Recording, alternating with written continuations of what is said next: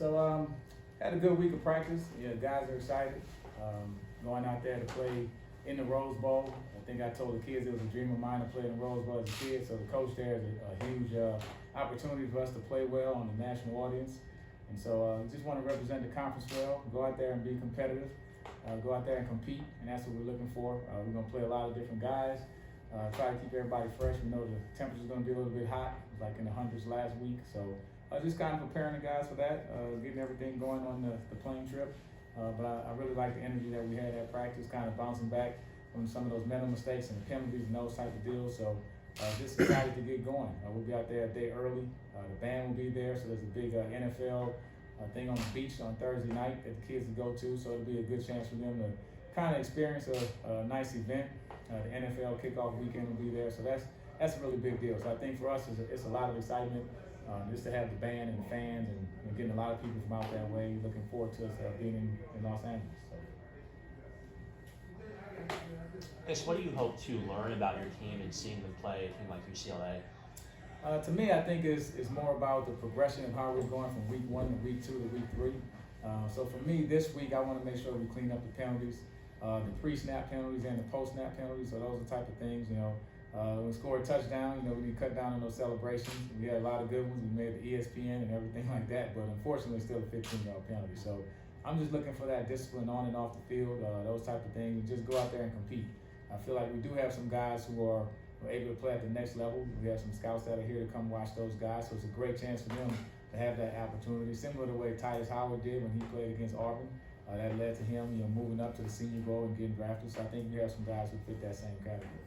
What was the biggest improvement that you saw from week 1 to week 2 that you hope to see better even in week 3? So I think we did a much better job of getting off the field on third down. So I think that's one thing against Howard from the first drive on. I mean, they were almost like 100% on third down. So that's a big thing. I mean, third down conversions are huge. So we work a lot of situational things. So that's something that we have to improve on from week to week. Next thing is the turnovers. We can't have guys putting the ball on the field. So you've been able to go with 3 running backs for the first games this season. I guess, what have you liked about the group of backs you have right now? I mean, they're so different, and I think you have one guy in the middle who kind of overlaps both. I mean, you look at Santos, smaller guy, kick returner, punt returner, kind of like a Tyreek Cohen type of kid. Super explosive, can make people miss. So you love what he brings to the game, and then you have Juwan Howard, who's on the opposite end of that. Big physical guy, can run downhill and kind of run over people, impose his will. Guy that can come in at the end of the game when the defense is tired and he can be physical. And I think you have Ja'Cory Merritt, who's a great mixture of both. So he's kind of that all-around guy. He can be physical between the tackles. He can catch the ball out the backfield. He can still make you miss. He's gotten faster now. I feel like he can go the distance. He can get an 80-yard run and not get caught. So I think it's great to have 3 guys who I see all 3 of them could be stars on this team. What's one thing that you've seen in the film that UCLA does really well that you guys are going to need to defend?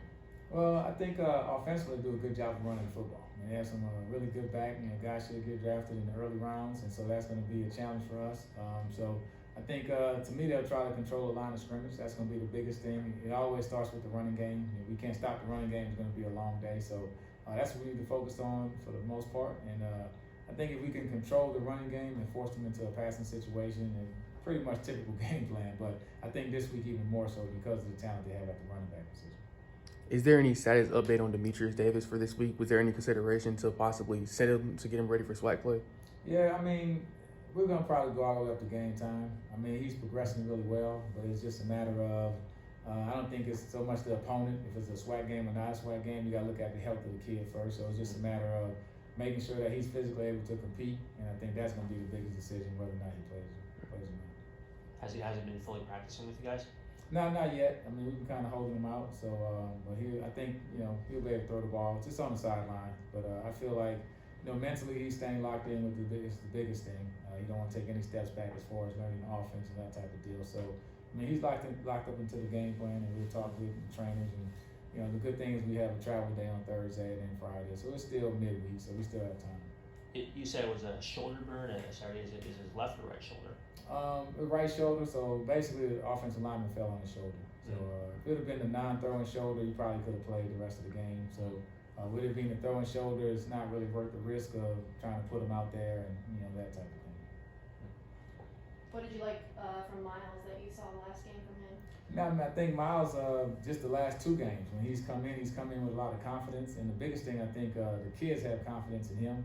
And so you want to have that guy that can come in and everybody believes that he can move us down the field. So, Miles is a guy that's been around here a while. I mean, one of my favorite players just from the standpoint of on the field, off the field, he gives you everything he has. I mean, good student, quality kid, works hard. So, he just has to locate the receivers and just get the ball out of his hands. So I think the biggest thing about both of the quarterbacks is they, when you're getting into the live competition, because you have the red shirt on all spring and all fall, and so I think that's what happened with Demetrius a couple of times. Also with Miles, you start holding the ball too long, but now they're about to hit you and tackle you. So the biggest thing is just to get the reads, get the ball out your hand. Every play is not a success.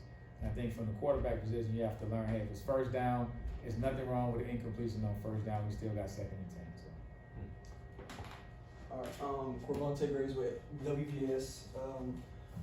My question is, high off 2 wins, what do you do to keep the guys humble? I think when you're playing a team like UCLA and you're going to the Rose Bowl, I think that in itself is going to keep you on that sharp edge of working hard. So, but everybody saw the game. The way we won, we never going to apologize for winning. I thought the team played well, but we definitely didn't play our best football. And so the good thing is we realize we have areas that we can improve in. So I don't have to sell the team on that. They know we need to cut down on the penalties, cut down on the turnovers. And so those are the biggest thing, and create more turnovers on defense. So I think, going into this game, that's pretty much you always want to win first. But if we can control the running game, control their running game, cut down on the turnovers, and create more turnovers. So that's going to be our pretty much standard week to week. We haven't really reached it to that level, and then special teams, we need to make a big play. And to me, a big play is to block a punt, score a touchdown. They had some issues in the kicking game last week, so those are the type of things that we have to try to take advantage of. Isaiah Scott, a newcomer, he was the leading receiver in the opener against Howard. Had that big catch to start the game against Miles. What stood out to you about him so far? He's just a hard worker. He came in here and over the summer and just fit right in. You would think he had been here the last 3 or 4 years. So he's one of those guys that just goes to work. Tyree Saunders is another kid, saying when he had a big catch against Howard. So we've been fortunate that those transfer kids have come in and fit in really well. So it hasn't been guys coming in with an attitude like I'm better than you, I should be doing this. They've all kind of fit into what we're selling. So that's been really big with him. And so, I think to me, probably week to week we'll always have a different receiver who's going to be that guy because we have such a talented receiving core. And I think the quarterbacks do a good job of distributing the ball. The way Coach Williams calls the plays is not always 4-1 guy. So it's really just going to be, nobody expected him to have that many catches the first week. It was just, he was in the position where the ball found him and he did a good job of making the plays.